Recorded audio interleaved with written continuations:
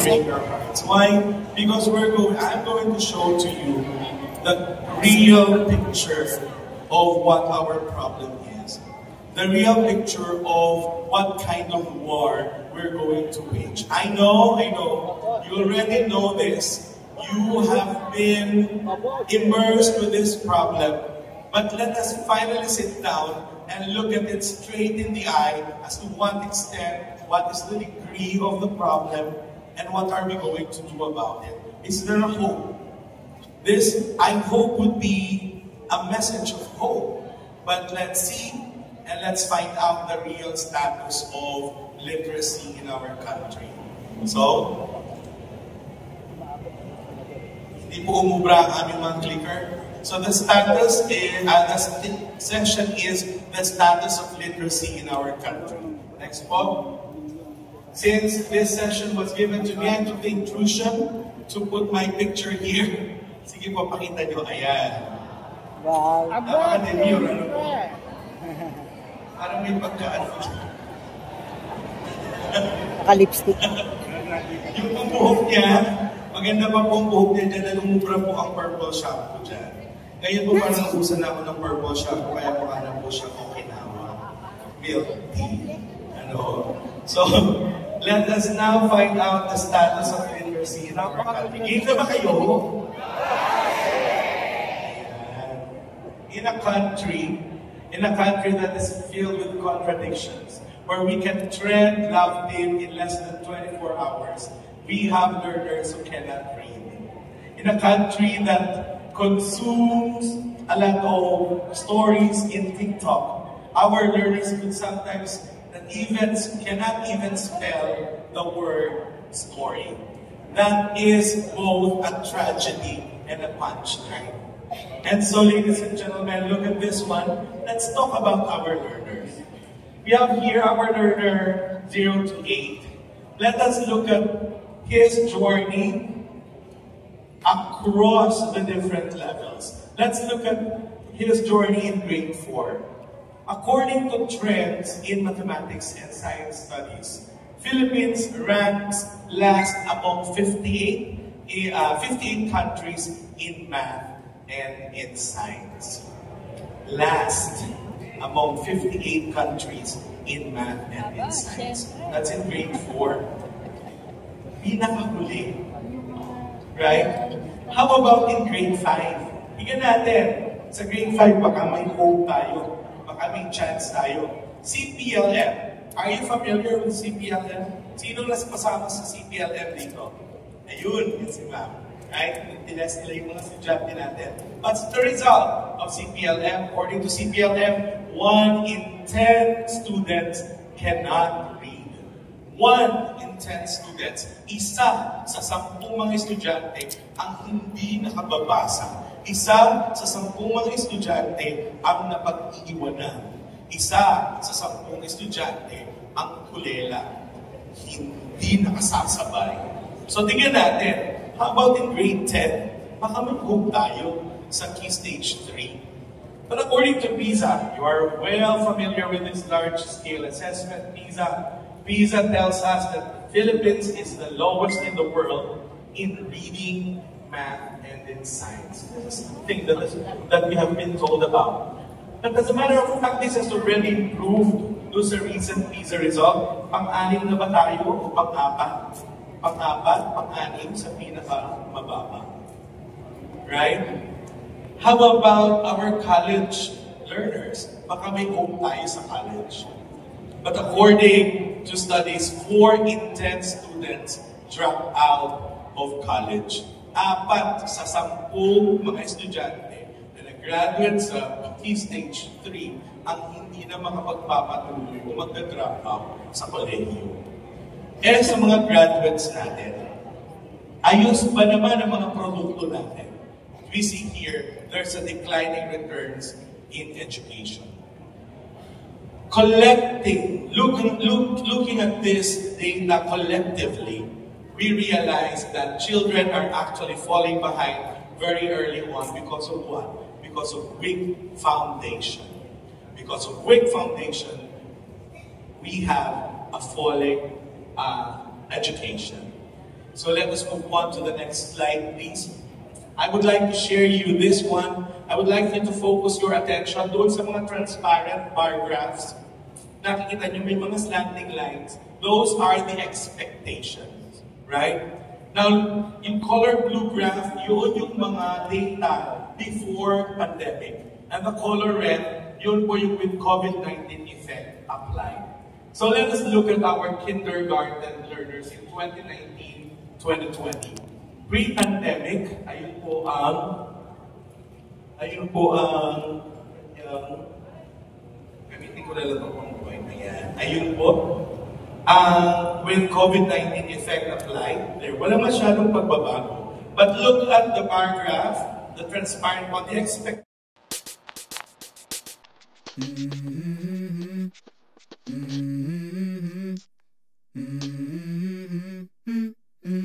Let's go. But overcoming I wake up to a illiteracy little bit of is drool not on my pillow, feel like impossible. it's gonna be a bad day. Yeah, I'm tired of shit, and the coffee ain't hit yet, damn, ain't that great. I don't wanna go to work, cause my boss is a jerk, and I'm not even that paid.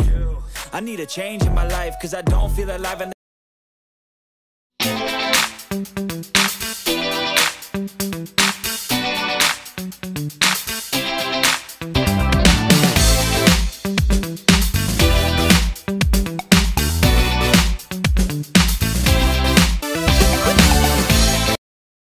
ang husay ng mga school head.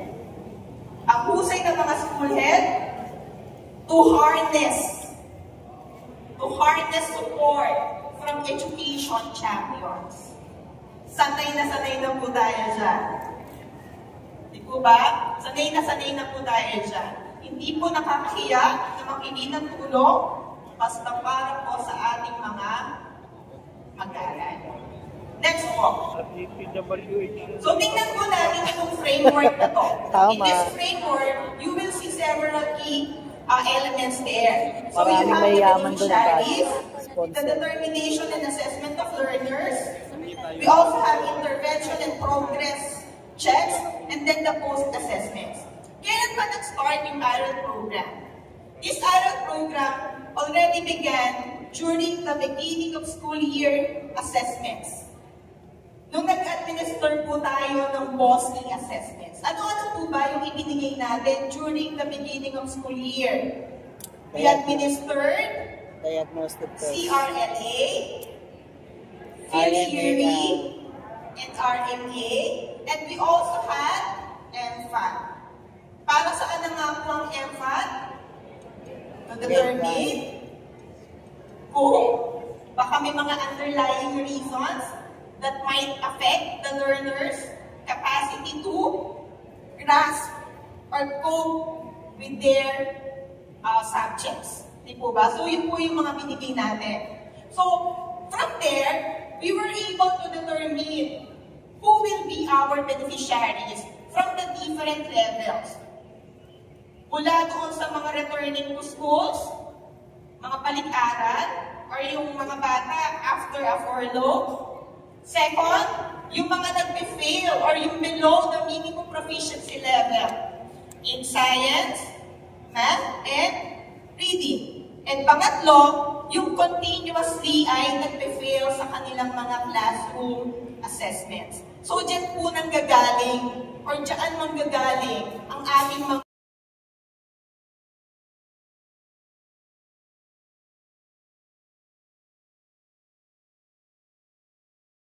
integrated in their developmental domains in the blocks of time. So, yan po yung mga subjects na covered ng ARAL program.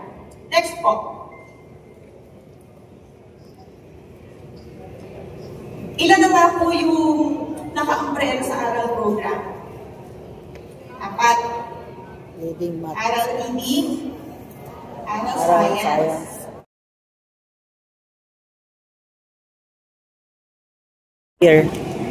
Mid-year kasi po. po yung English ay naka-introduce sa ating mga grade 1 learners Sa during third quarter. Quarter. During third quarter. Kaya po POSI ang reference natin. For grade 2 and 3 po, we have the CRLA BOSI result.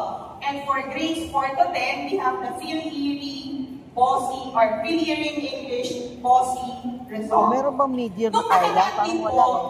doon sa level order 18, Dati person sa ngayon ano po lang. yung iba, yung mag-undergo lahat ay nasa yung mga hindi pumasok sa grade level readiness. Pero dito po, clarify din na ang mag-undergo lang ng aral program for Key Stage 1 ay yung nasa low emerging and high emerging level. Again, for grade 1, Key Stage 1, the learners from high emerging and low emerging will have aral reading. And for Key Stage 2 and 3, the 3 levels down learners. 3 levels down. Pero, if your school can afford it, when we say we can afford it, we have the teachers who can be tutors, we have the resources to execute it, we are encouraged to extend the program to developing and transitioning learners. Pwede po tayo mag-extend doon, hindi lang high and low. Pwede i-extend sa transitioning, saka sa developing, kung kaya. Kung kaya. While for Key Stages 2 and 3 naman po, pwede siyang i-extend to 2 levels down. So our implementation of this program will really depend on our context. Kaya sana po, we answered ASTRA truthfully. Hindi po siya kadamihan ng net. We should depict, or the result should depict the real scenario of our own schools. Para alam po natin kung ano yung kailangan natin at kung anong tulong yung pwedeng maibigay po sa atin. Next po. Tayo ng 400 review.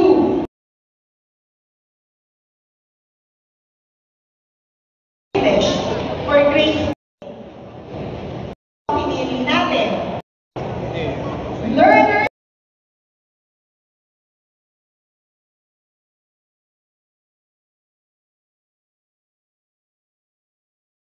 we are encouraged doon sa grade level na intended for in the grade levels, hindi sila makasunod sa grade level expected sa kanila. Tapos pangalawa, pero mga learners na hindi naman nakatag, pero merong manifestation. So as we wait for the expert, kasi sinasabi natin, usually the expert are yung mga nag-a-assess. Pag nagpa-assess kasi kami, nag-schedule kami, inaabot ng taon bago sila ma-assess. So, while waiting po ba, mag-undergo sila ng aral program? Or we wait for the result ng assessment po nila ba? Sige po, sir, that is a good question. Pero tingnan po natin, ang intervention program lang po ba natin ay aral? Meron pang iba. Meron po tayong classroom remediation? Yes po. Meron po tayong classroom accommodation? Yes po. So it is possible that those learners with disabilities will not be included doon sa session, sa aral section, or sa aral group. But they will be subjected to classroom accommodation and remediation. Wherein mas matututukan sila ng kanilang teachers.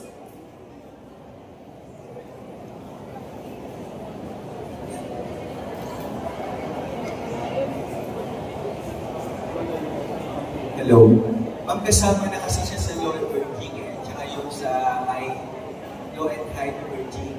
So, ang question na lang ng mga teachers, for example, lalabas kasi tatanungin kami, since refer doon sa principal, sa school head. So, kung yung bata na yun, parang sa tingin ng teacher ay may manifestation ng disability, tapos nakasama siya sa aral program po. So, ang next question po namin, mag-inintay pa po ba kami ng result? Kasi ang expert na magsasabi na ang batang ito ay merong manifestation ay yung expert na inaabot isa ng isang taon para may schedule for the assessment. So the question is, i-undergo pa ba siya ng aral program as we wait for the result of the assessment? Or ano po ba? Sige po, ma'am. Hi, okay lang po ba? Hi, Myla po from STO Kapanakan City. Yung sa tanong po na yun, if we find a learner in the oral sessions who has manifestations, it would be referred to.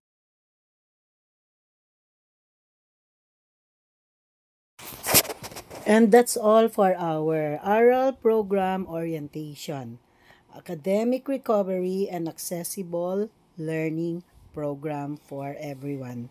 Thank you for watching.